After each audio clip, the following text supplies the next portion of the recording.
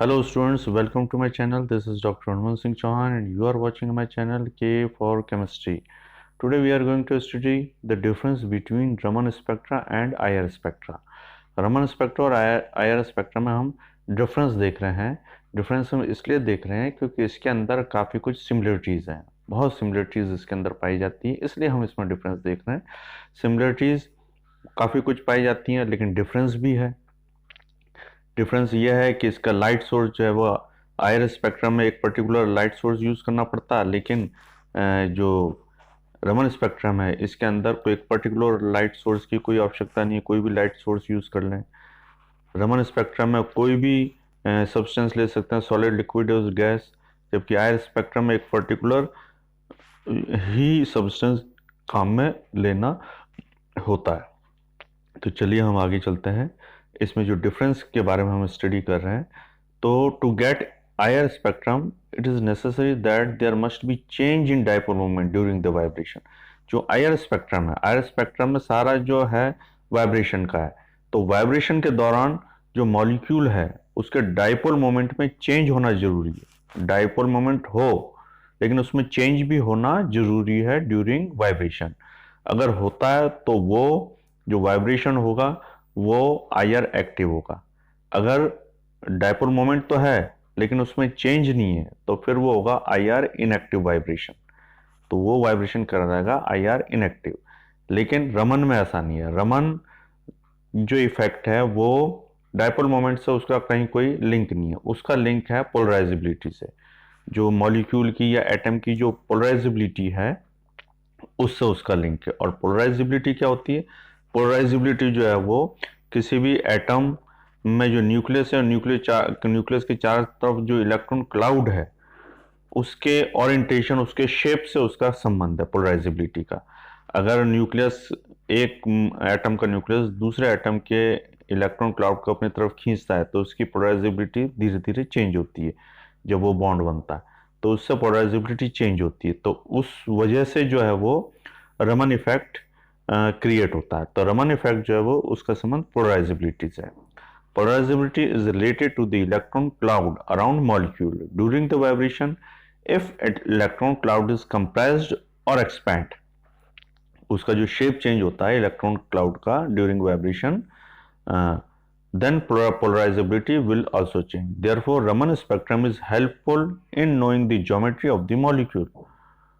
For any geometry, Raman active and IR active vibrations are analyzed. अब देखिए जैसे CO2 है, CO2 में C double bond O double bond C double bond O है, इसके अंदर सिमेट्रिक वाइब्रेशन है, स्ट्रेचिंग वाइब्रेशन है, लेकिन ये क्या है, इंफ्रारेड इनएक्टिव है क्योंकि इसमें डायपोल मोमेंट तो है लेकिन वो डायपोल मोमेंट कैसा है, no change in dipole moment, इसलिए इसके जो आईआर जो है वाइब्रेशन वो है inactive. But this vibration is Raman active and it appears as a band in Raman spectrum of CO2.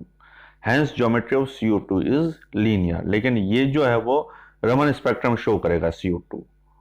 चलिए अब हम आगे चलते हैं, इनके डिफरेंस के बारे में हम जो स्टडी कर रहे हैं वो हम देखते हैं क्या स्थिति है इसकी डिफरेंस की। देखिए आईआर स्पेक्ट्रम और एक तरफ है रमन स्पेक्ट्रम। आईआर स्पेक्ट्रम में it is the result of absorption of light, ये लाइट के एब्जॉर्प्शन का ही परिणाम है।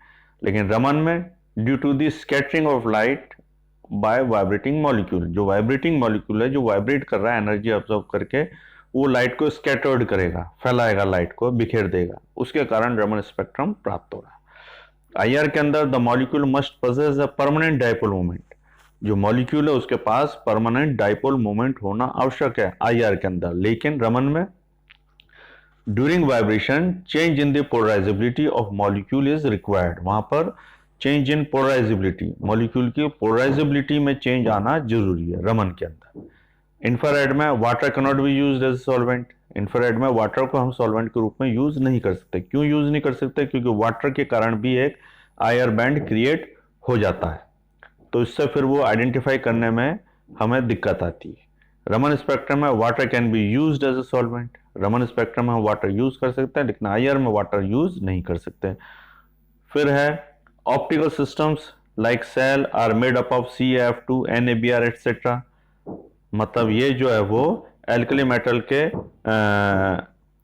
हेलोजन कंपाउंड जो हैं उनके साथ हम इसका ऑप्टिकल सिस्टम बना सकते हैं। लेकिन रमन स्पेक्ट्रम में optical systems are made up of quartz और ग्लास, क्वार्ट्स या ग्लास का बनाते हैं हम रमन स्पेक्ट्रम।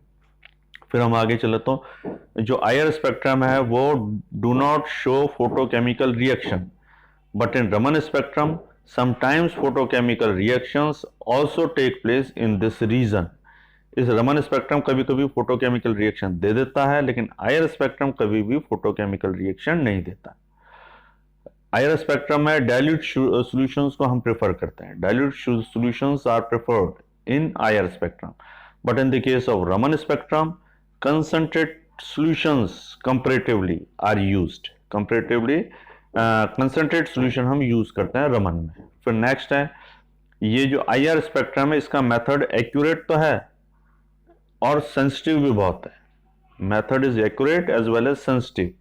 रमन के अंदर मेथड एक्यूरेट तो है लेकिन लेस सेंसिटिव है, मतलब बहुत ज्यादा सेंसिटिव नहीं है मेथड, कुछ भी अपन थोड़ा सा ऊंचा नीचा कर दें तो कोई फर्क नहीं पड़ेगा, लेकिन रिजल्ट इसका एक्यूरेट आएगा। तो मैं समझता हूं Raman spectrum is more powerful और more good then that of IR spectrum. लेकिन आईआर स्पेक्ट्रम की भी जहां आवश्यकता होती है आईआर स्पेक्ट्रम की ही आवश्यकता होती है, जहां रमन स्पेक्ट्रम की आवश्यकता होती है वहां रमन स्पेक्ट्रम की ही आवश्यकता होती है। तो स्टूडेंट्स ये था आईआर और रमन स्पेक्ट्रम में डिफरेंस। तो आप जो है मेरा चैनल सब्सक्राइब करना ना भूलें, ज़्यादा से ज़्यादा मेरे चैनल को सब्सक्राइब करें, ज़्यादा से ज़्यादा देखें। कोई प्रॉब्लम हो तो आप जो है वो कमेंट बॉक्स में जाके कमेंट कर सकते हैं। Thank you very much.